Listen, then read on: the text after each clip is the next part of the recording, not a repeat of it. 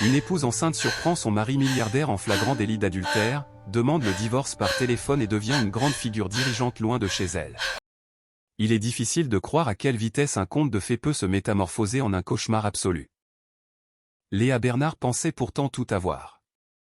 Un mari aimant, un train de vie somptueux et un bébé précieux en route. Les murmures de trahison semblaient inconcevables jusqu'à ce qu'elle en soit elle-même le témoin direct. En un instant foudroyant, le monde de Léa s'effondra sous ses pieds. Le cœur en miettes, mais l'esprit indomptable, elle tourna le dos à l'empire qu'elle avait contribué à bâtir, résolue à forger son propre destin. Voici l'histoire saisissante de déchirement et de renaissance d'une femme enceinte qui, face à la trahison, osa devenir sa propre légende. Léa Bernard grandit dans une modeste maison de la banlieue bordelaise. Ses parents, Marc et Lucille Bernard, étaient des travailleurs acharnés, déterminés à offrir à leurs enfants une vie riche en opportunités. Léa épousa leur rêve avec chaque fibre de son être. Dès son plus jeune âge, elle excella dans les études, les arts et le sport. Elle était le genre de jeune fille capable d'éblouir avec un pinceau dans une main et une raquette de tennis dans l'autre, ses queues de cheval virevoltant au rythme de ses nombreuses passions. Lorsqu'elle intégra le prestigieux campus d'HEC Paris, à Jouy-en-Josas, elle avait déjà une vision très claire de son avenir. Elle souhaitait explorer les relations internationales, avec l'espoir de travailler un jour pour de grandes institutions diplomatiques européennes. Mais la vie lui réservait des plans bien plus glamourés, hélas, bien plus périlleux. C'est sur les pelouses d'HEC qu'elle rencontra pour la première fois Christophe de Saint-Hubert, une figure grande et frappante à la démarche pleine d'assurance. Christophe était célèbre sur le campus pour son esprit d'affaires acéré et la fortune colossale de sa famille, issue de la vieille noblesse et de la haute bourgeoisie. La rumeur disait que son grand-père avait cofondé les Industries Saint-Hubert, un conglomérat englobant tout, de l'immobilier de luxe à la biotechnologie. La présence de Christophe dans une pièce était impossible à ignorer. Les gens s'émerveillaient de sa brillance, mais plus que tout, ils étaient captivés par son charme ravageur. Les chemins de Léa et de Christophe se croisèrent lors d'un dîner de charité organisé par une amie de Léa, Manon, qui récoltait des fonds pour l'éducation des enfants dans les pays défavorisés. Léa aidait en accueillant les invités au comptoir d'enregistrement.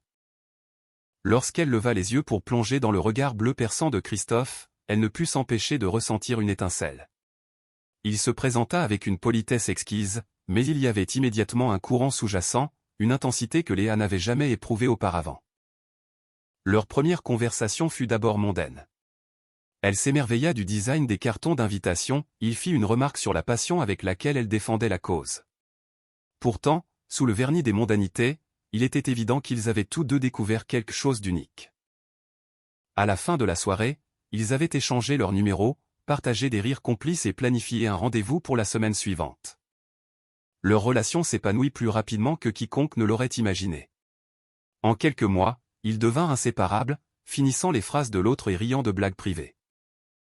Léa n'était pas seulement attirée par l'argent de Christophe bien qu'il fût difficile d'ignorer les dîners luxueux dans des bistrots étoilés et les cadeaux de haute couture mais par son intellect et sa vision. Elle imaginait reprendre un jour l'empire familial pour l'orienter vers des entreprises plus humanistes.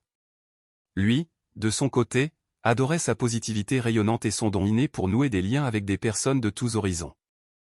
Après l'obtention de leur diplôme, Christophe lança une ambitieuse start-up technologique utilisant l'intelligence artificielle pour optimiser les chaînes d'approvisionnement mondiales.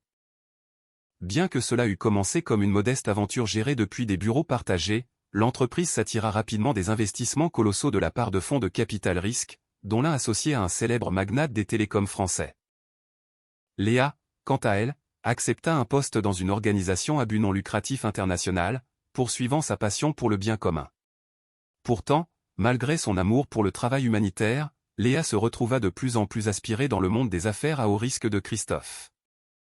Elle l'accompagnait souvent à des conférences où des figures prestigieuses, de Marion Cotillard à de grands philanthropes mondiaux, prenaient la parole. Leur nuit glamour se composait de tapis rouges, de coupes de champagne millésimées et de sessions de réseautage à huis clos. Bientôt, elle commença à diriger la branche à impact social de l'empire florissant de Christophe, fusionnant ses idéaux philanthropiques avec le poids financier de son mari. Ils formaient une équipe redoutable, une moitié milliardaire des affaires, l'autre moitié humanitaire guidée par le cœur. Leur mariage fut l'événement mondain de l'année, célébré dans un somptueux château du Luberon, en Provence. La liste des invités se lisait comme le Gotha international, figure politique, acteur en vogue, magnat de la technologie. Tout le monde voulait être témoin de l'union de ces deux étoiles brillantes. Le père de Léa, Marc, la conduisit jusqu'à l'autel avec des larmes de fierté dans les yeux, tandis que Lucille l'acclamait doucement. Les parents de Christophe, Henri et Jacqueline de Saint-Hubert, observaient avec tendresse, convaincus que leur fils unique avait trouvé l'épouse parfaite pour se tenir à ses côtés. Dans la lueur dorée de cette soirée d'été provençale, sous une canopée de roses anciennes, Léa fit le vœu d'aimer et de chérir Christophe pour l'éternité. Elle était loin de se douter que l'éternité qu'elle imaginait était bien plus fragile qu'elle ne le croyait.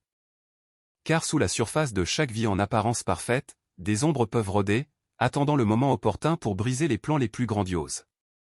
À mesure que l'empire de Christophe s'étendait, les exigences sur son temps et son énergie se multipliaient. Léa tenta de suivre le rythme des changements, tout en luttant pour préserver la relation authentique et fusionnelle qui avait défini leurs premières années. Mais des fissures se formaient, aussi invisibles fussent-elles à l'œil non exercé. Des murmures sur le surmenage de Christophe et des rumeurs de distractions extra-conjugales commencèrent à circuler dans les cercles mondains qu'il fréquentait. Léa les balaya d'un revers de main, confiant en leur amour et certaine que personne ne connaissait son mari mieux qu'elle. Le scandale semblait inconcevable. Pourtant, comme le temps allait le prouver, la vérité peut être bien plus étrange et dévastatrice que la fiction.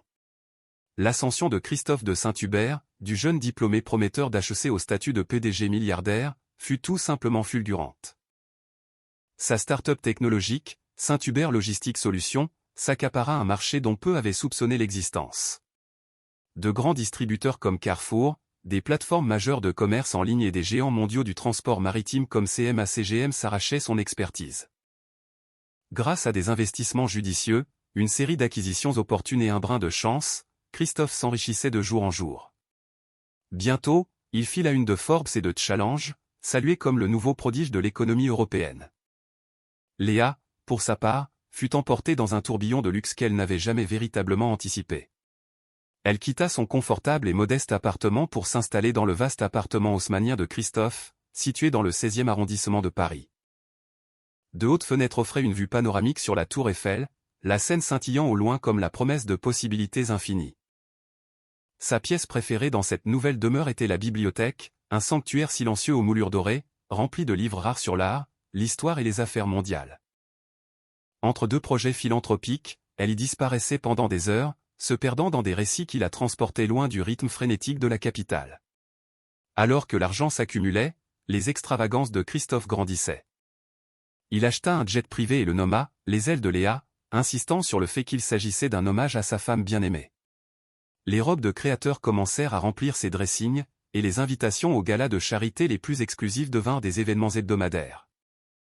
Lorsque les Saint-Hubert sortaient dîner, c'était à la table de restaurants étoilés Michelin, comme l'Ambroisie sur la place des Vosges, toujours accompagné d'un chauffeur et d'une petite escorte de sécurité discrète.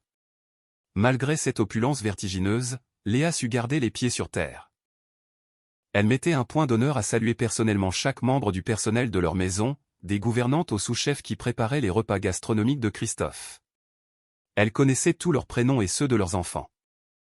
Sa chaleur et sa sincérité lui valurent l'amour et la loyauté de tous ceux qui la côtoyaient. Même Jacqueline de Saint-Hubert, la mère souvent distante et austère de Christophe, fut conquise par le cœur authentique de Léa. Pendant un temps, cela ressembla à un âge d'or dans leur mariage. Ils voyagèrent à Tokyo pour des conférences d'affaires, s'arrêtant dans les temples antiques de Kyoto pour offrir des prières silencieuses et demander la continuation de leur bénédiction. À Londres, où Christophe espérait étendre son empire logistique, ils acquirent un pied-à-terre confortable dans Mayfair, en faisant leur seconde résidence. Ils recevaient de longs dîners prolongés où se croisaient diplomates, PDG et célébrités, forgeant des partenariats qui firent de Saint-Hubert Logistique une référence incontournable au sein des entreprises mondiales. C'est quelque part au milieu de ces succès étourdissants que Léa découvrit qu'elle était enceinte. La nouvelle la remplit d'une joie indescriptible. Elle imaginait déjà un petit enfant courant dans les longs couloirs de leur appartement parisien, riant librement sous la lumière traversante, le portrait craché des meilleures qualités de Christophe et de son propre esprit bienveillant. Christophe fut ravi au début, promettant immédiatement les meilleurs soins médicaux que l'argent puisse offrir. Il prit des rendez-vous prénataux avec le célèbre professeur Thomas Beaumont à l'hôpital américain de Neuilly. Il commanda même une somptueuse chambre d'enfant conçue par une décoratrice d'intérieur primée. Cependant, à mesure que la grossesse progressait, Léa ressentit une certaine distance s'installer chez Christophe. Il cessa d'assister à certains de ses rendez-vous médicaux, déléguant cette tâche à son assistant personnel, Grégoire. Les voyages d'affaires à Dubaï, Londres et Berlin devinrent plus fréquents et plus secrets. Lorsqu'elle l'interrogeait sur les détails, Christophe l'esquivait, prétextant des urgences professionnelles de dernière minute. Puis vinrent les appels téléphoniques nocturnes, les voix étouffées, les conversations précipitamment interrompues chaque fois qu'elle entrait dans la pièce. Léa essaya de rationaliser. Peut-être que le stress lié à l'expansion de son empire pesait sur lui. Peut-être s'inquiétait-il simplement de concilier la paternité et les affaires. Un après-midi, alors que Léa se reposait dans leur appartement, elle reçut un appel de sa vieille amie d'HEC, Manon. Manon travaillait dans le capital risque et évoluait souvent dans les mêmes cercles que les Saint-Hubert. D'un ton hésitant, Manon mentionna avoir entendu des rumeurs sur la proximité de Christophe avec une jeune mondaine nommée Claudette Delarue, une héritière qui s'essayait à la création de mode. Léa sentit son cœur se serrer, mais elle éclata d'un rire forcé, rappelant à Manon que les rumeurs étaient le fonds de commerce des chroniques mondaines, surtout lorsqu'il s'agissait de mariages très médiatisés. Néanmoins, elle ne parvint pas à se défaire entièrement du malaise grandissant. La graine avait été plantée, et le doute commença à tisser sa toile dans ses pensées. Elle se remémora ces instants fugaces, une légère trace de rouge à lèvres sur le col de Christophe, qu'il avait mise sur le compte de leur baiser matinal, un baiser dont elle ne gardait aucun souvenir, ou ces fois où il affirmait être épuisé par ses réunions. Mais rentrait à la maison curieusement revigorée, portant une eau de Cologne qui n'était pas la marque habituelle qu'elle lui avait offerte. Lentement, ces petites incohérences s'empilèrent, comme les pièces d'un puzzle formant une image indésirable. Pourtant, Léa était déterminée à ne pas céder à la suspicion sans preuve solide. Elle avait vu trop de mariages s'effondrer sous le poids d'une paranoïa infondée. D'ailleurs, Christophe était son mari, son partenaire, l'homme qui avait un jour juré une dévotion éternelle sous une arche de rose. Elle se rappela les entreprises philanthropiques qu'ils dirigeaient ensemble, les moments sincères de rire et d'intimité qu'ils avaient partagés. Tout cela aurait-il pu n'être qu'une façade? Non, se dit-elle. Il devait y avoir une explication logique. Mais, comme Léa allait bientôt le découvrir, la logique n'avait pas grand-chose à voir avec la tempête qui s'apprêtait à dévaster sa vie. Elle était sur le point de réaliser que l'argent et la renommée pouvaient vous protéger de bien des choses, mais pas de la trahison. Surtout lorsqu'elle émanait de la personne qui prétendait vous aimer le plus. L'instant de vérité arriva d'une manière que Léa n'aurait jamais pu anticiper. Elle était enceinte de quelques mois, son ventre s'arrondissant doucement sous les tissus délicats d'une robe de maternité de créateur. Elle était rentrée précipitamment à Paris après une brève visite à ses parents dans le sud, ressentant le besoin impérieux de renouer avec ses racines. Christophe pensait qu'elle serait absente encore quelques jours, ce qui lui donna une idée. Elle voulait le surprendre avec un dîner romantique à la maison, juste deux, pour célébrer cette petite vie qui grandissait en elle. Après avoir demandé au personnel de maison de préparer le plat préféré de Christophe, un carré d'agneau rôti au romarin et à l'ail, Léa acheta un bouquet de roses rouges chez le fleuriste du quartier. Elle s'arrêta même dans une pâtisserie renommée pour prendre un opéra, son dessert favori. Le cœur battant d'excitation, elle regagna leur appartement haussmannien, imaginant déjà son regard surpris en la voyant. Ce qu'elle trouva à la place fut une scène qui resterait gravée dans sa mémoire à tout jamais. L'appartement était étrangement silencieux lorsque Léa entra. Elle s'attendait à voir leur majordome, Gérard, s'affairer, ou du moins à entendre une douce musique de fond. Au lieu de cela, le silence semblait presque sinistre. Elle posa le bouquet sur la console en marbre de l'entrée et marcha sur la pointe des pieds vers la chambre de maître, guidée par de faibles voix. La double porte était entr'ouverte, lui offrant un aperçu de quelque chose qui lui glaça le sang. Christophe n'était pas seul. Debout à côté de lui se trouvait une femme grande et élancée, aux cheveux bruns, ne portant qu'un peignoir en soie. Il riait, un son intime qui provoqua un frisson de répulsion chez Léa. Puis, sans prévenir, la femme se pencha et déposa un baiser lent et délibéré sur les lèvres de Christophe. Il y répondit avec une aisance troublante, ses bras s'enroulant autour de la taille de la jeune femme comme s'il l'avait fait 1000 fois auparavant. Le choc frappa Léa comme une agression physique. Elle faillit lâcher la boîte de pâtisserie, dont le choc sourd résonna sur le parquet en point de Hongrie. La femme, que Léa reconnut immédiatement comme étant Claudette Delarue d'après les photos qu'elle avait vues, se retourna, surprise. Christophe recula brusquement, son expression passant de la confusion à l'horreur en un clin d'œil. Pendant quelques secondes interminables, personne ne bougea. Léa sentait son cœur battre si fort qu'elle se demanda s'il pouvait l'entendre. Les mots restèrent coincés dans sa gorge, incapables de s'échapper. Toutes les rumeurs, les marques de rouge à lèvres, les soirées tardives, ce n'étaient pas que des illusions. C'était la froide et dure réalité qui se jouait juste sous ses yeux. Léa, finit par murmurer Christophe, la voix brisée. Ce n'est pas ce que tu crois. Mais comment pouvait-il en être autrement? Les larmes piquèrent les yeux de Léa. Elle posa doucement la boîte de pâtisserie sur le sol, ses mains tremblantes désespérées de conserver un semblant de contrôle. Elle venait de surprendre le genre de trahison qu'aucune excuse ne pouvait réparer. Claudette, pour sa part, ne semblait nullement troublée par la gravité de la situation. Elle posa un regard condescendant, teinté d'un léger sourire moqueur, sur le ventre arrondi de Léa, avant de se tourner pour rassembler ses affaires. « Je vous laisse discuter, dit-elle, avec un flegme et une arrogance glaciale. Elle se glissa dans la salle de bains adjacente, disparaissant derrière une porte close. Le choc céda la place à une fureur sourde à l'intérieur de Léa. Elle voulait hurler, se jeter sur eux, exiger une explication, mais au lieu de cela, elle se retrouva à ravaler ses sanglots, secouant la tête, incrédule. « Pourquoi, Christophe? Pourquoi as-tu fait ça ?» Il fit un pas vers elle, tendant la main comme pour la retenir. « Je t'en prie, Léa, écoute-moi. Je. » Elle recula, refusant son contact. Pendant une seconde angoissante, l'image de la vie qu'ils avaient construite ensemble traversa son esprit, leurs initiatives philanthropiques, leur mariage, l'enfant à naître qu'elle portait. Et voilà le père de cet enfant, la trompant si effrontément, si négligemment, dans la maison même qu'ils partageaient. « Je ne peux pas supporter ça, » murmura Léa, les larmes coulant sur son visage. À cet instant, elle sut que toute la confiance et l'amour qu'elle portait autrefois à Christophe étaient anéantis. Elle tourna les talons et s'enfuit de l'appartement, ignorant ses suppliques. Elle atteignit l'ascenseur, appuyant frénétiquement sur le bouton jusqu'à ce que les portes se referment. Pendant la descente, ses larmes se transformèrent en torrents, chaque sanglot menaçant de la briser entièrement. Elle enroula ses bras autour de son ventre, comme pour protéger son enfant du chagrin qui s'abattait sur eux. Dans le hall de l'immeuble, le concierge la regarda avec confusion, le visage baigné de larmes, mais elle l'ignora, trébuchant dans la rue. Une rafale glaciale du vent parisien la frappa, la ramenant brusquement au moment présent. Elle héla un taxi avec des mains tremblantes, sans même être certaine de sa destination. Tout ce qu'elle savait, c'est qu'elle devait s'éloigner de cet endroit, des mensonges, de la trahison et de l'homme qu'elle croyait connaître. Quelque part dans un coin de son esprit, Léa sentit une nouvelle détermination poindre. Elle ne s'effondrerait pas. Elle ne serait pas définie par la trahison de Christophe. Mais d'abord, elle avait besoin de temps pour organiser ses prochaines étapes. Elle devait se protéger, elle et son enfant à naître. Pour la première fois depuis son mariage, elle réalisa que le pouvoir et la richesse de Christophe pouvaient être utilisés contre elle. Cette seule pensée la terrifiait presque autant que la trahison dont elle venait d'être témoin.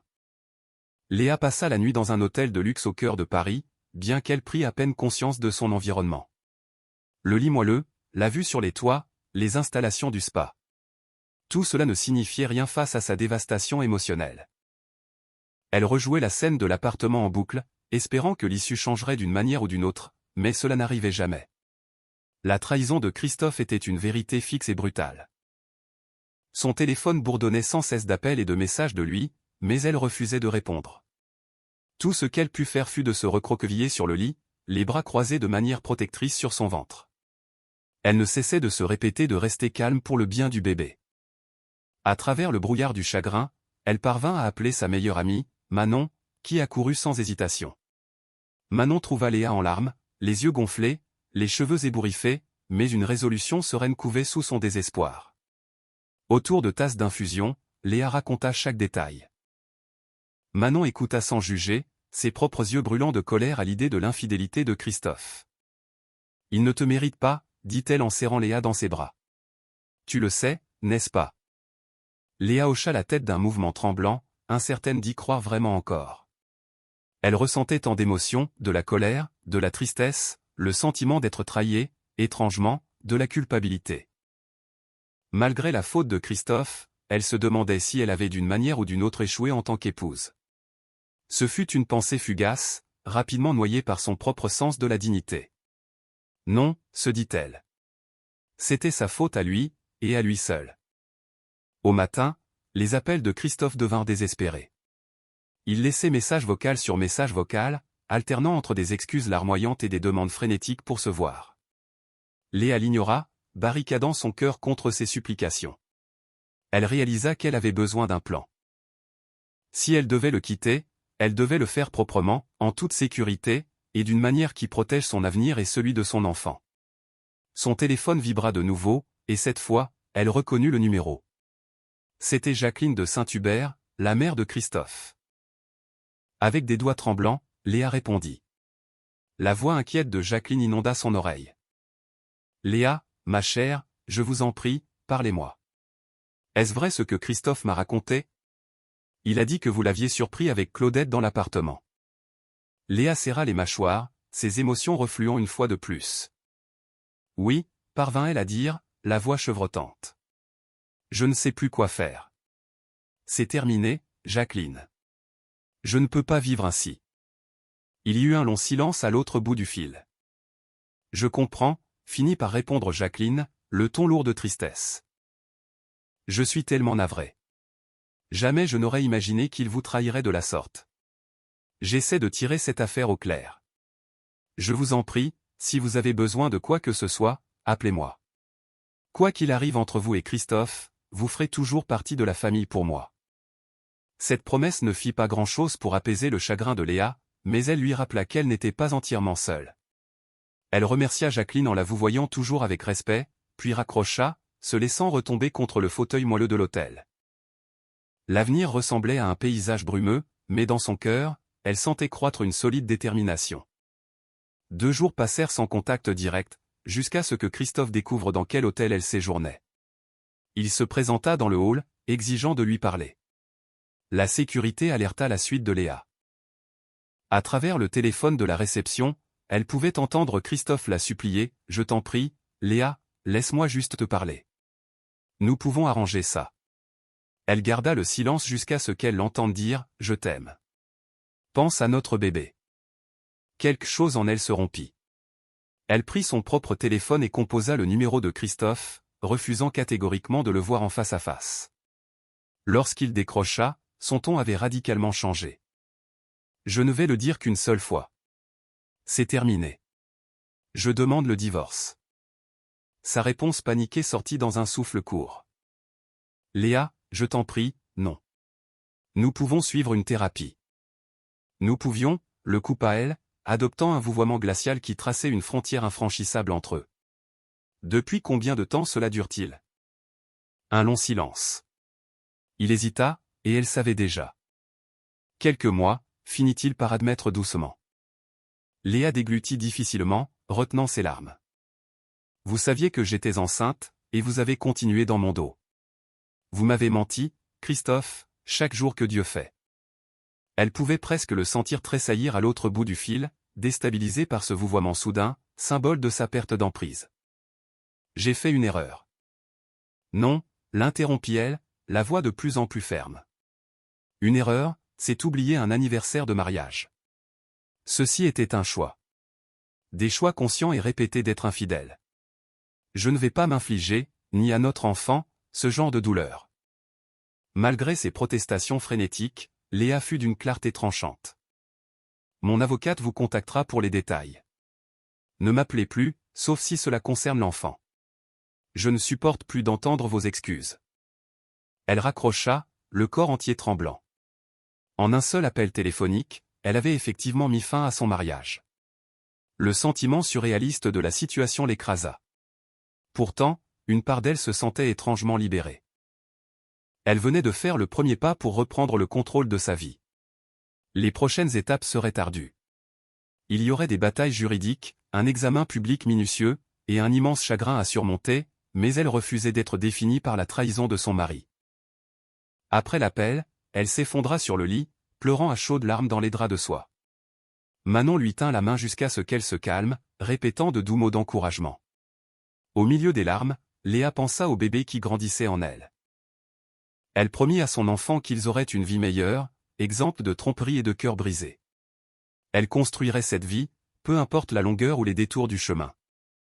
Avec l'ouverture de la procédure de divorce, Léa réalisa rapidement à quel point la vie pouvait devenir compliquée lorsqu'on était marié à un milliardaire. Les paparazzi traquaient le moindre de ses mouvements, impatients de capturer la première photo de l'épouse bafouée. Des gros titres spéculatifs commencèrent à fleurir dans la presse à scandale, Léa Bernard fuit son milliardaire volage et sa maîtresse révélée. Même la presse économique, à l'instar des Échos, suivit le drame, notant comment le scandale personnel de Christophe pourrait affecter le cours de l'action de Saint-Hubert Logistique. Léa aspirait à échapper aux commérages incessants et aux souvenirs douloureux qui hantaient chaque recoin de Paris. La ville qui lui avait autrefois semblé être l'apogée de ses rêves lui paraissait désormais étouffante, tissée de trahison et de chagrin. Elle avait soif d'une échappatoire, d'une chance de se regrouper, de respirer et de protéger son enfant des tempêtes qui tourbillonnaient autour d'eux. C'est alors qu'elle prit une décision audacieuse, elle quitterait la capitale. L'une de ses amies les plus proches de l'époque de son association, Nathalie, avait déménagé à Lyon pour travailler pour une prestigieuse institution culturelle collaborant avec l'UNESCO. Nathalie exhortait Léa à lui rendre visite depuis des années, louant le dynamisme économique de l'ancienne capitale des Gaules, sa gastronomie somptueuse et sa communauté philanthropique active. Un nouvel environnement pourrait bien être exactement ce dont Léa avait besoin pour retrouver ses repères. Avant de partir, elle rencontra discrètement son avocate, maître Béatrice Martin, pour finaliser les démarches nécessaires au divorce. Béatrice était une juriste pointue, pragmatique, dotée d'une réputation redoutable. Elle assura à Léa qu'elle s'occuperait de tout à Paris, y compris de repousser toute intimidation potentielle de la part de l'équipe d'avocats hors de prix de Christophe. Après tout, Christophe aurait peut-être voulu garder les choses civiles, mais l'argent avait ce don de transformer même les négociations les plus simples en batailles féroces. Les parents de Léa, Marc et Lucille, offrirent également leur soutien indéfectible. Bien qu'ils eussent le cœur brisé de voir leur fille souffrir, ils admiraient son courage. Lucille prépara une terrine maison et une tarte rustique aux pommes pour le voyage en TGV. Un plat réconfortant pour les moments où tu te sentiras seul, dit-elle, les larmes aux yeux. Marc embrassa le front de sa fille, lui chuchotant doucement, « Sois forte pour ton enfant, ma fille. » Munie de quelques valises d'essentiels, d'un dossier de documents juridiques, et des attentions culinaires de sa mère soigneusement rangées, Léa monta à bord du TGV direction Lyon. Au moment où le train s'ébranla, elle ferma les yeux et ressentit une vague d'émotions mêlées, soulagement, peur, espoir et déchirement, le tout inextricablement noué. Arriver à Lyon fut comme poser le pied dans un autre monde. L'architecture grandiose de la ville, rythmée par la majestueuse colline de Fourvière et les rives du Rhône, réveilla le sens de l'émerveillement de Léa, restée longtemps en sommeil. Nathalie l'accueillit à la gare de la Pardieu, l'enveloppant dans une étreinte chaleureuse. « Tu es en sécurité ici », murmura Nathalie, la guidant vers une élégante voiture noire qui les conduisit vers un appartement lumineux dans le quartier historique du Vieux-Lyon. Au cours des semaines qui suivirent, Léa s'autorisa à guérir. Elle déambulait dans les rues pavées, se perdant dans la splendeur des traboules, des galeries d'art et des petites boutiques artisanales. Elle s'émerveillait devant les collections du musée des Beaux-Arts et s'accordait un café crème aux terrasses pittoresques de la presqu'île. Lentement, elle redécouvrait la joie des petits plaisirs, un lever de soleil sur la Saône, l'arôme d'un espresso fraîchement moulu, les discussions animées des Lyonnais. Pourtant, elle ne pouvait échapper bien longtemps à ses propres ambitions. Si sa grossesse ancrait sa résolution, elle éveillait aussi une certaine urgence en elle. Elle se devait de garantir un avenir, non seulement pour elle-même, mais aussi pour son enfant à naître. Nathalie lui présenta des figures influentes de la communauté économique et philanthropique lyonnaise. L'une d'elles, Bernard Laurent, un puissant, grand patron, et investisseur doté d'un œil aiguisé pour les entreprises à vocation sociale, fut particulièrement intrigué par le profil atypique de Léa, mêlant expérience humanitaire et sens aiguisé des affaires. Autour d'un déjeuner dans un célèbre bouchon lyonnais, Bernard Laurent la bombarda de questions sur son parcours et lui offrit bientôt un rôle de consultante dans un incubateur de start-up qu'il soutenait financièrement. Ce poste était modeste selon les standards des milliardaires, mais il était parfait pour Léa. Elle pouvait rester à Lyon, reconstruire sa crédibilité professionnelle et poursuivre son engagement humanitaire. Plus important encore, elle pouvait le faire selon ses propres termes, libérée de l'ombre pesante de Christophe. Bien sûr, le divorce n'était jamais loin de ses pensées. De temps à autre, elle recevait des mises à jour de Maître Martin sur les négociations, la division des biens et les batailles juridiques concernant la pension alimentaire. Elle apprit également que Christophe tentait de forcer la garde partagée de leur enfant à naître. Il prétendait vouloir tisser un lien avec son futur fils ou sa future fille, mais Léa soupçonnait qu'il s'agissait d'un stratagème pour maintenir le contrôle sur sa vie. Malgré tout, Lyon lui offrait suffisamment de recul pour reprendre son souffle et se recentrer. À bien des égards, sa vie ici prenait des allures de seconde chance. Elle décora son nouvel appartement de tons chauds et terreux, disposant chaque semaine des fleurs fraîches près des immenses fenêtres. Elle s'inscrivit à un cours de yoga prénatal, nouant des amitiés avec d'autres futures mères des femmes qui admiraient sa résilience sans trop fouiller dans les détails de son passé. Son ventre s'arrondissait de mois en mois, témoignage physique de la nouvelle vie qu'elle portait, et de la force inébranlable qui fleurissait dans son âme. Ainsi commença le périple de Léa loin de la capitale, un baptême du feu qui alluma une étincelle qu'elle ignorait posséder. Chaque pas qui l'éloignait des ruines de son mariage pour la rapprocher de ses propres rêves ressemblait à une libération. Et même si la route devant elle restait semée d'embûches, elle embrassait cette incertitude. Elle était, dans tous les sens du terme, en pleine reconstruction, et elle refusait de laisser quiconque, pas même un ex-mari milliardaire, se dresser à nouveau sur son chemin. La vie à Lyon n'allait pas sans son lot de défis, mais elle offrait à Léa l'occasion de se réinventer. Elle habitait un charmant appartement doté de balcons fleuris en fer forgé, situé non loin de la bouillonnante place Bellecour. Chaque matin, elle se réveillait au son doux des cloches des églises environnantes. Un sentiment de calme s'installait dans sa vie, une pause bienvenue après le chaos qu'elle avait laissé derrière elle. Son nouveau rôle de consultante à l'incubateur de start-up était un tourbillon d'enthousiasme. Elle assistait à des séances de présentation où de jeunes entrepreneurs dévoilaient leur vision pour des lignes de mode éco-responsables, des applications de santé basées sur l'IA et des solutions éthiques pour la chaîne d'approvisionnement. Grâce à son double bagage, elle devint rapidement un atout inestimable.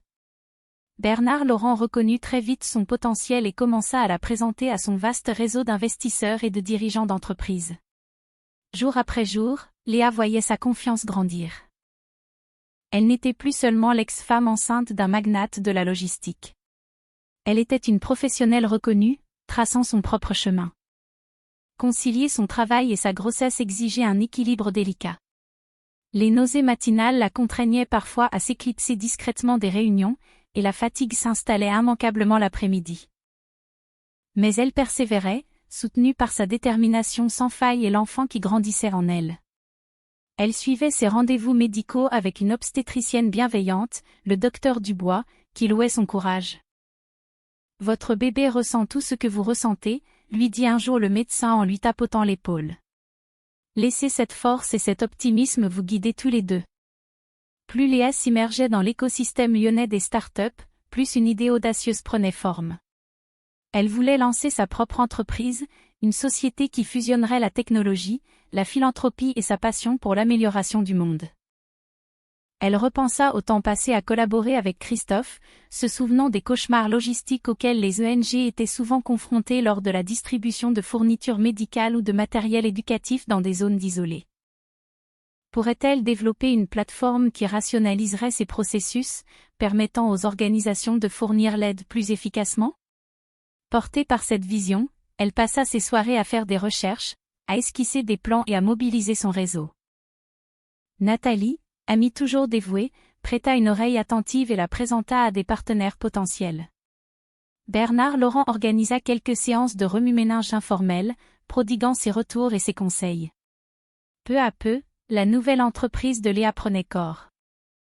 Elle la baptisa Pont Global, une plateforme reliant les ONG à des solutions d'expédition éthiques, garantissant transparence et rentabilité. L'un des tournants décisifs survint lorsque Léa présenta Pont Global lors d'un événement de réseautage privé à Lyon. Elle se tenait devant une douzaine d'investisseurs et de représentants d'ONG, son ventre arrondi bien visible sous une élégante robe noire. L'anxiété papillonnait dans son estomac, mais elle se stabilisa, puisant dans toute l'expérience qu'elle avait accumulée. Elle exposa l'impact potentiel de la plateforme, comblant les lacunes logistiques pour acheminer des fournitures cruciales comme des vaccins, des manuels scolaires et des biens de secours en cas de catastrophe là où ils étaient le plus nécessaires. Plus rapidement et à moindre coût que jamais auparavant. La salle bruissait d'intérêt. Quelques participants prenaient fiévreusement des notes. Un investisseur parisien d'âge mûr posa des questions pointues sur l'évolutivité et la rentabilité. Léa répondit calmement, expliquant comment l'intégration d'analyses avancées et de l'IA pourrait réduire les frais généraux. Les représentants des ONG semblaient particulièrement enthousiasmés par la possibilité d'un suivi en temps réel et d'une allocation optimisée des ressources. À la fin de la séance, Léa se retrouva avec une pile de cartes de visite et de nombreuses demandes de réunions de suivi. Ce soir-là, elle rentra dans son appartement, exaltée. Elle rejouait sa présentation dans son esprit, souriant chaque fois qu'elle se remémorait les hochements de tête approbateurs et les compliments. Pour la première fois depuis ce qui lui semblait une éternité, elle croyait en sa capacité à bâtir quelque chose de significatif, quelque chose qui lui appartenait entièrement. Sans l'influence ni l'argent de Christophe, évidemment. Néanmoins, le spectre de son divorce en cours planait toujours. De temps à autre, elle recevait les rapports de Maître Martin l'informant des changements de stratégie de Christophe. Il proposait un accord financier colossal en échange d'un divorce discret et non contesté, mais il exigeait également des clauses incluant des droits paternels stricts et des calendriers de visites contraignants. Léa se retrouvait déchirée entre son désir de tout laisser derrière elle et sa crainte que l'implication de Christophe ne jette une ombre permanente sur la vie qu'elle était en train de construire. Lors d'une de ses nombreuses nuits d'insomnie, elle reçut un appel inattendu de Jacqueline de Saint-Hubert. « Je voulais prendre de vos nouvelles, ma chère, » dit doucement Jacqueline. « La presse mondaine ici est impitoyable. Je m'inquiète pour vous et pour le bébé. » Léa soupira, ressentant un mélange de réconfort et d'anxiété. Elle en était venue à apprécier la sollicitude de Jacqueline, mais elle savait aussi que la famille Saint-Hubert n'était jamais vraiment exempte de l'influence écrasante de Christophe. « Je tiens bon, » répondit Léa avec politesse. « Lyon m'a fait beaucoup de bien. » « J'espère que vous pourrez lui pardonner un jour, » hasarda Jacqueline, la voix tremblante d'émotion. « Il est mon fils, et je l'aime, mais je sais qu'il vous a blessé profondément. » Le pardon semblait être une possibilité lointaine, surtout avec le souvenir de la trahison de Christophe encore si vif. Mais Léa répondit avec dignité, « Je n'en suis pas encore là, Jacqueline, mais je vous remercie d'avoir appelé. » Après avoir raccroché, elle mesura à quel point elle avait changé. L'ancienne Léa aurait pu répondre par des larmes ou de la confusion, mais cette nouvelle version d'elle-même allait de l'avant, forgeant quelque chose de remarquable. Même le bébé, qui donnait de légers coups de pied dans son ventre, semblait percevoir sa nouvelle détermination. Elle s'autorisa un petit sourire empreint d'espoir. Chaque jour qui passait, son projet lyonnais prenait une forme plus nette. Elle attira une petite équipe de collaborateurs partageant ses valeurs, des experts en technologie, des spécialistes de la logistique et des conseillers philanthropiques qui croyaient en sa vision. À la fin de son deuxième trimestre de grossesse, elle avait obtenu un tour de financement d'amorçage. C'était bien loin des milliards que manipulait Christophe, mais c'était un début. Et surtout, c'était son œuvre à elle. Dans les moments de calme, Léa se demandait parfois si Christophe essaierait de saboter ses efforts ou de se les approprier à son profit. Mais en regardant grandir sa jeune entreprise, elle réalisa qu'elle n'était plus prisonnière de telles peurs. Elle créait, très littéralement, son propre avenir, un avenir qui ne tournait plus autour de lui. Elle avait beau être enceinte, trahie et loin de ses repères d'antan, elle ne s'était jamais sentie aussi vivante. Le soleil se couchait sur la Saône lorsque Léa reçut un appel qui pulvérisa sa paix retrouvée. À l'autre bout du fil, la voix d'ordinaire si ferme de Maître Martin tremblait d'urgence. « Christophe conteste l'accord de divorce », déclara-t-elle platement. « Il a également déposé une requête pour exiger que vous retourniez à Paris pour des audiences liées à la garde de l'enfant. » Le cœur de Léa sombra. Elle serra le téléphone, faisant les 100 pas dans son salon alors que la lumière dorée du crépuscule filtrait à travers les portes-fenêtres du balcon. « Il a fait quoi ? Après ce qu'il a osé faire, il veut me traîner de force dans un tribunal à Paris ? » Sa voix tremblait d'un mélange de colère et d'incrédulité. Elle avait espéré que Christophe signerait un accord mutuellement respectueux, d'autant plus au vu de l'attention médiatique suscitée par le scandale, mais il changeait manifestement de tactique. Son avocate lui expliqua que l'équipe juridique de Christophe contestait l'installation de Léa à Lyon, la décrivant comme une tentative d'aliénation parentale pour l'éloigner de son enfant à naître. Il dépeignait son déménagement comme une manœuvre vindicative. « Nous pouvons nous battre », la rassura l'avocate. « Nous avons de solides arguments. Vous établissez une vie et une entreprise légitimes ici, et vous aviez besoin de prendre de la distance. Mais nous devons nous préparer à une rude bataille judiciaire. » Un frisson d'effroi traversa Léa. Elle était venue à Lyon pour guérir et recommencer à zéro, pas pour mener une guerre juridique implacable. L'idée de retourner affronter Christophe dans un tribunal, particulièrement en étant enceinte, la remplissait d'angoisse. Pourtant, alors que Béatrice lui exposait ses options légales, elle sentit une résolution obstinée prendre forme. Elle ne laisserait pas Christophe ni personne d'autre dicter son avenir. Au fil des semaines, la tension monta. Les avocats de Christophe envoyaient mise en demeure sur mise en demeure, exigeant des justificatifs de ses frais de subsistance, des détails sur Pont Global, et même les dossiers médicaux de sa grossesse. La nature intrusive de ces requêtes ressemblait à une violation de son intimité, une tactique manipulatrice pour asseoir son autorité. Léa s'efforçait de rester calme, se concentrant sur son entreprise florissante et sur l'approche du terme de sa grossesse. Elle avait parcouru trop de chemin pour se laisser consumer par la peur. Puis, dans un geste qui la prit totalement au dépourvu, Christophe apparut à Lyon à l'improviste. C'est Nathalie qui la première fut témoin de son arrivée, l'apercevant près du musée des Beaux-Arts lors d'une exposition. L'estomac de Léa se noua. Elle redoutait l'éventualité d'une confrontation, mais savait qu'il n'était qu'une question de temps avant qu'il ne vienne la chercher. Comme prévu, Christophe se présenta devant son immeuble 2 jours plus tard. Elle l'aperçut depuis son balcon, sortant d'une berline noire, encadrée par 2 gardes du corps en costume. Son cœur se mit à battre la chamade. Elle se précipita pour le rejoindre dans le hall, ne voulant pas provoquer de scandale ni le laisser faire irruption dans son sanctuaire privé. Lorsqu'elle sortit de l'ascenseur, elle le vit faire les 100 pas, l'air à la fois épuisé et résolu. Il portait un costume bleu marine sur mesure, et pendant un instant fugace, elle se rappela l'homme dont elle était tombée amoureuse, l'entrepreneur charismatique et plein d'assurance. Puis elle se souvint du regard moqueur de Claudette et de la trahison qui les avait séparés. « Léa » commença-t-il en se tournant vers elle. Son regard glissa sur son ventre rebondi, et une expression de douleur traversa son visage. « Vous avez l'air » il hésita, cherchant ses mots. « Vous avez bonne mine » finit-il par murmurer. Elle croisa les bras dans un geste protecteur. « Que faites-vous ici, Christophe ?» Il s'approcha, la voix basse. « Pouvons-nous parler en privé ?» Elle fit un signe sec de la tête, le conduisant dans un coin tranquille du hall, loin des regards curieux. « Je n'apprécie pas que vous débarquiez sans prévenir, » dit-elle, le ton hérissé de ressentiment. « Vous auriez pu passer par mon avocate si vous aviez besoin de me voir. » Christophe soupira, passant une main dans ses cheveux parfaitement coiffés. « Léa, c'est important. J'ai fait des erreurs terribles. Mais je ne veux pas te perdre, ni perdre notre enfant. » Sa voix se brisa légèrement.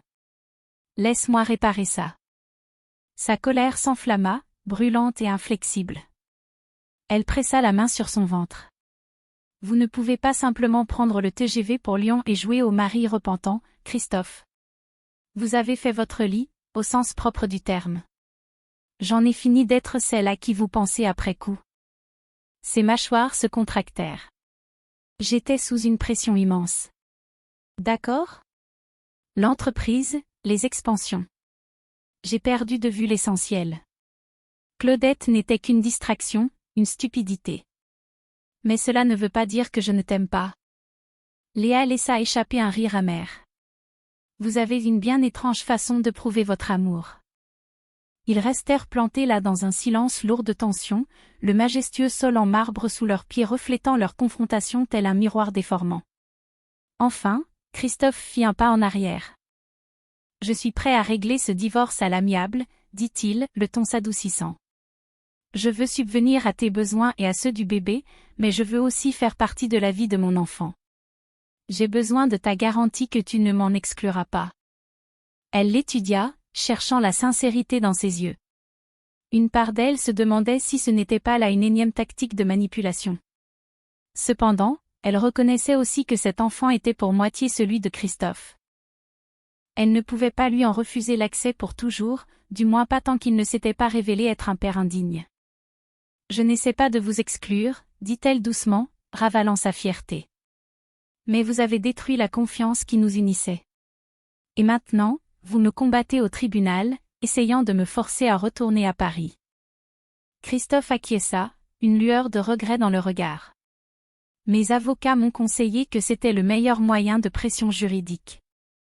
Je veux juste, » il s'interrompit, poussant un soupir d'épuisement. « Peut-être pouvons-nous trouver un compromis. J'abandonnerai la procédure si tu me laisses être présent pour la naissance. Laisse-moi être père. » Ces mots restèrent suspendus dans l'air, suscitant des émotions contradictoires chez Léa. Après tout ce qu'il avait fait, une partie d'elle voulait lui claquer la porte au nez pour toujours. Mais elle ressentit également une pointe d'empathie, la conscience que la paternité pourrait le transformer s'il la prenait au sérieux. « J'y réfléchirai, » finit-elle par dire, la voix tendue. « Mais ne vous présentez plus jamais ici sans prévenir. Et n'osez plus utiliser vos ruses judiciaires pour me contrôler. Je me construis une vie ici, et je ne vous laisserai pas la saboter. » Une étincelle de remords traversa son visage. « Je comprends. » Il hésita, puis esquissa un sourire contraint. « Tu es radieuse, soit dit en passant. La maternité te va à ravir. » Elle ne répondit rien, se détournant avant que sa résolution ne vacille. Christophe s'en alla, encadré par ses gardes du corps, laissant Léa seule dans le hall silencieux. Elle exhala en tremblant, les larmes lui brûlant les yeux. Malgré son sang-froid apparent, la confrontation l'avait bouleversée. Elle réalisait que se détacher de Christophe allait être beaucoup plus difficile qu'elle ne l'avait jamais imaginé. Mais elle comprit autre chose, sa vie ne tournait plus autour des caprices de cet homme. Elle avait Pont Global, de nouveaux amis et la promesse d'un avenir bâti selon ses propres règles. La présence de Christophe à Lyon pouvait menacer sa paix, mais elle ne l'empêcherait pas d'avancer. La tempête l'avait suivie jusque dans sa nouvelle vie, mais Léa refusait de s'y noyer. Elle resterait debout, comme elle l'avait toujours fait, et protégerait l'existence qu'elle s'était juré de construire. Suite à l'apparition inattendue de Christophe, Léa redoubla de concentration sur Pont Global. Elle ressentait un besoin impérieux de cimenter les fondations de son entreprise, comme si le succès pouvait la prémunir contre les turbulences que Christophe continuait de semer. Sa routine quotidienne devint un équilibre discipliné entre réunions avec des investisseurs, séances de développement de produits et rendez-vous prénataux. Elle travaillait dans un espace de coworking élégant du quartier de la Confluence, où des fresques murales représentant des cartes du monde et des citations inspirantes tapissaient les murs. Son équipe passa de 3 employés à temps partiel à un noyau dur de 8 individus talentueux. Ils codaient sans relâche, peaufinant les algorithmes du logiciel qui mettait en relation les ONG avec des transporteurs rigoureusement sélectionnés. Léa testait des prototypes, sollicitait les retours d'utilisateurs potentiels et observait avec une immense fierté Pont Global se métamorphoser en une plateforme redoutable. Le jour où ils lancèrent une version bêta privée, elle offrit à toute l'équipe un repas festif dans une pizzeria locale de la presqu'île. Ce genre de festin sans prétention lui semblait si rafraîchissant comparé à l'ostentation de son ancienne vie parisienne. Pourtant, aussi exaltante que put être la création d'une start-up, Léa ne pouvait ignorer sa grossesse. Elle était bien avancée dans son 3e trimestre. Son ventre était désormais très prononcé. La fatigue frappait plus fort et ses chevilles enflaient lors de ses longues heures au bureau. Le docteur Dubois lui conseilla de réduire sa charge de travail, insistant sur l'importance du repos et des contrôles réguliers. Malgré son ambition, Léa prit ce conseil à cœur. Elle mit en place des horaires flexibles, déléguant des responsabilités à son équipe de direction naissante. Elle commença à se promener quotidiennement dans les allées du parc de la Tête d'Or, savourant l'air frais et cet exercice doux qui apaisait son corps.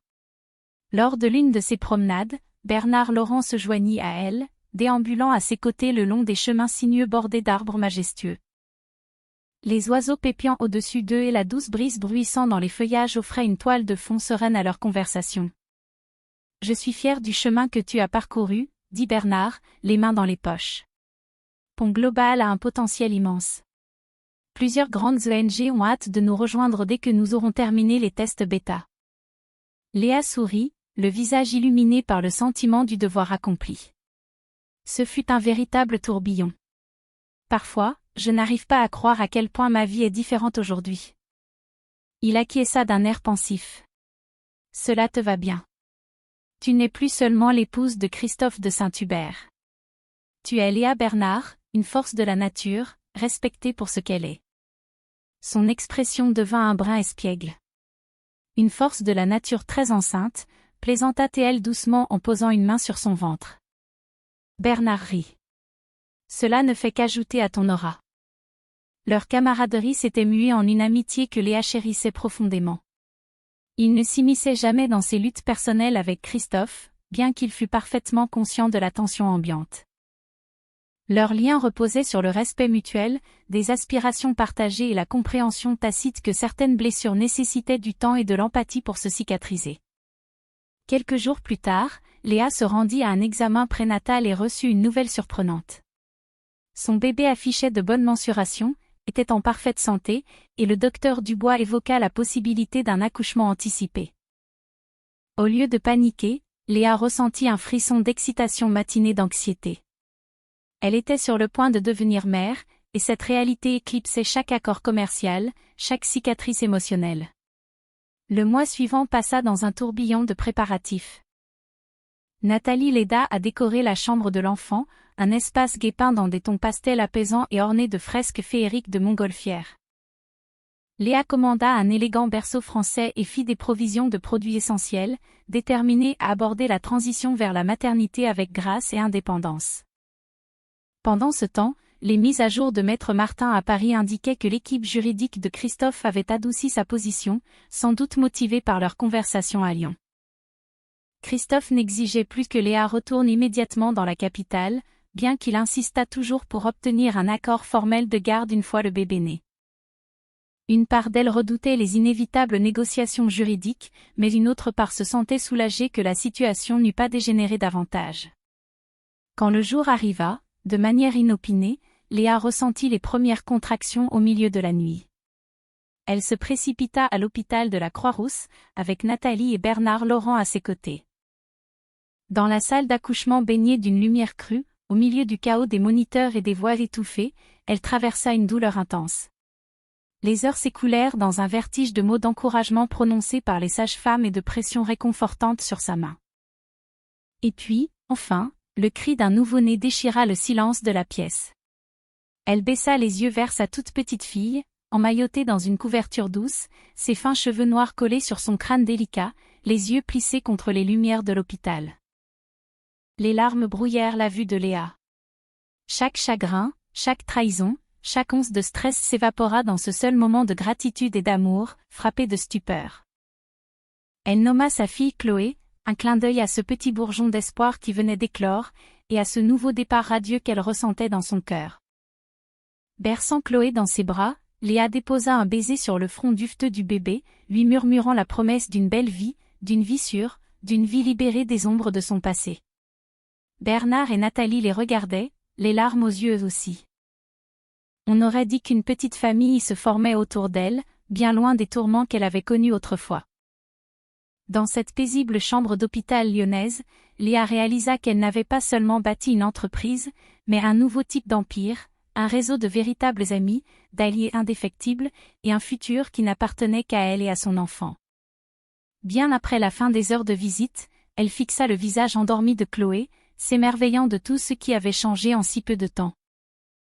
Elle avait laissé derrière elle son rôle de femme trahie par un milliardaire pour renaître en tant que mère, entrepreneur et femme dont l'estime de soi ne dépendait plus de l'approbation de quiconque. Alors qu'elle sombrait dans le sommeil, épuisée mais euphorique, elle comprit une vérité fondamentale, peu importe la violence des tempêtes de l'existence, elle possédait la force de tracer sa propre route, guidée par l'amour, l'ambition et un espoir inébranlable. Trouver l'équilibre entre la maternité naissante et la gestion d'une start-up en pleine éclosion mit à l'épreuve chaque once d'énergie de Léa. Elle passait souvent des appels tardifs à des investisseurs tout en berçant Chloé, et casait des réunions de développement de produits entre deux changements de couche. Malgré la fatigue, voir Pont Global prospérer la remplissait d'une détermination renouvelée. L'intérêt pour la plateforme explosa après une série de tests bêta couronnés de succès. Les grandes ONG louaient son efficacité pour acheminer les denrées aux communautés reculées. Tandis que les investisseurs y voyaient un potentiel limpide, Léa mit toute son âme pour parfaire Pont Global, portée par la conviction intime qu'une meilleure logistique pouvait révolutionner l'action humanitaire. Au milieu de ces avancées fulgurantes, Christophe refit surface, exigeant d'avoir son mot à dire dans la vie de Chloé. Les batailles juridiques menaçaient de plus belle alors qu'il réclamait des arrangements pour la garde. Déterminée à protéger sa fille, Léa tint bon, ne négociant que par l'intermédiaire de son avocate, et uniquement selon ses propres conditions. Bien que la pression pesât lourdement sur ses épaules, elle refusa de laisser l'ingérence de Christophe faire dérailler sa mission. Peu de temps après, Léa reçut une invitation prestigieuse pour venir présenter Pont Global lors d'un grand sommet européen sur l'impact social. Elle voyagea avec son nourrisson dans les bras, épaulée par sa fidèle amie Nathalie. Se tenant sur l'estrade, Léa exposa des exemples concrets de succès, des aides acheminées plus rapidement et à moindre coût dans des zones de crise. Elle déclina sa vision pour étendre cette portée. L'accueil enthousiaste du public lui arracha presque des larmes. À cet instant, elle se sentit pleinement légitimée, ses luttes ayant façonné son chemin plutôt que de l'entraver. Après la présentation, une foule de collaborateurs potentiels s'agglutina autour d'elle, avide d'en savoir plus sur de futurs partenariats. En apercevant Nathalie qui tenait Chloé au fond de la salle, Léa fut traversée par une vague de gratitude. Sa fille était à la fois sa plus grande source de motivation et le rappel vivant de cette nouvelle vie qu'elle avait construite, très loin des douleurs de la trahison. De retour à Lyon, Léa se replongea corps et âme dans son travail. Chaque contrat signé, chaque ONG intégrée à la plateforme lui rappelait l'ampleur de son accomplissement. Bien qu'elle naviguât toujours à travers des négociations tendues avec Christophe, sa priorité absolue demeurait d'élever Chloé dans un environnement aimant, selon ses propres termes, et de forger un avenir lumineux grâce à Pont Global. Tandis que les portes continuaient de s'ouvrir devant elle, Léa savait qu'elle était à l'aube de quelque chose d'encore plus grand, un héritage durable, modelé par la résilience, le sens du devoir et un espoir à toute épreuve. Dans les mois qui suivirent la naissance de Chloé, Léa découvrit une puissance intérieure dont elle ignorait l'existence. Pont Global connaissait un succès fulgurant auprès des ONG et des investisseurs, tous saluant ses solutions rapides et rentables pour la livraison d'aide. La presse publia des reportages élogieux dressant le portrait de Léa comme l'étoile montante de l'entreprise sociale. Elle n'était plus la femme bafouée d'un magnate de la logistique, mais une visionnaire à part entière. À Lyon, elle emménagea dans un appartement plus vaste, aménageant une chambre d'enfant douillette pour Chloé ainsi qu'un bureau personnel depuis lequel elle dirigeait sa start-up en pleine expansion. Même si Christophe restait présent dans le tableau des appels vidéo mensuels le tenant informé de la vie de Chloé, l'existence de Léa n'appartenait qu'à elle. Après tout ce qui s'était passé, elle se sentait enfin libre. Sa véritable consécration arriva lorsqu'elle fut personnellement invitée à s'exprimer au sommet européen de la philanthropie au Palais de l'Europe, à Strasbourg. Ce rassemblement était un véritable carrefour d'influence attirant diplomates, dirigeants mondiaux et philanthropes de haut vol. Léa savait pertinemment que c'était bien plus qu'une simple prise de parole. C'était l'opportunité de hisser Pont Global sur la scène mondiale. S'avançant sur l'estrade immaculée de l'hémicycle strasbourgeois, elle parcourut du regard un océan de visages influents. Avec une résolution tranquille, elle entama sa présentation. Elle relata de manière concise l'histoire de sa mission visant à simplifier la logistique de l'aide humanitaire, ponctuant son récit d'anecdotes personnelles sur la résilience. Les diapositives projetées démontraient, données à l'appui, la réduction vertigineuse des délais et des coûts d'expédition, tissant les récits de vie sauvés par Pont Global dans les zones de catastrophe les plus inaccessibles. Sa conclusion fut simple, venant du plus profond du cœur: la logistique peut réunifier notre monde fracturé, une expédition à la fois. Les applaudissements furent assourdissants. À l'issue de son discours, des personnalités éminentes d'organisations majeures et de fonds d'investissement firent la queue pour s'enquérir d'un partenariat avec sa société. Au milieu des poignées de main enthousiastes et des échanges de cartes de visite, Léa aperçut Nathalie berçant Chloé, à moitié endormie, à l'arrière de la majestueuse salle. Voir son bébé dans un lieu d'un tel prestige emplit Léa d'un sentiment incommensurable de plénitude. Plus tard dans la soirée, de retour dans la suite de son hôtel, elle contempla Chloé, submergée par la distance qu'elles avaient parcourue. Des larmes de la trahison jusqu'à la fondation d'une vie dictée par ses seules conditions, Léa prit conscience qu'elle taillait dans le marbre un véritable héritage d'espoir. Cette aube nouvelle brillait d'un éclat radieux, guidée par une détermination inflexible et par l'amour infini qu'elle avait découvert, tant dans son œuvre que dans les yeux de son enfant. Et pour vous, lecteurs, qui avez traversé cette fresque de déchirement, de résilience et de triomphe ultime, l'histoire de Léa se dresse comme un miroir intemporel.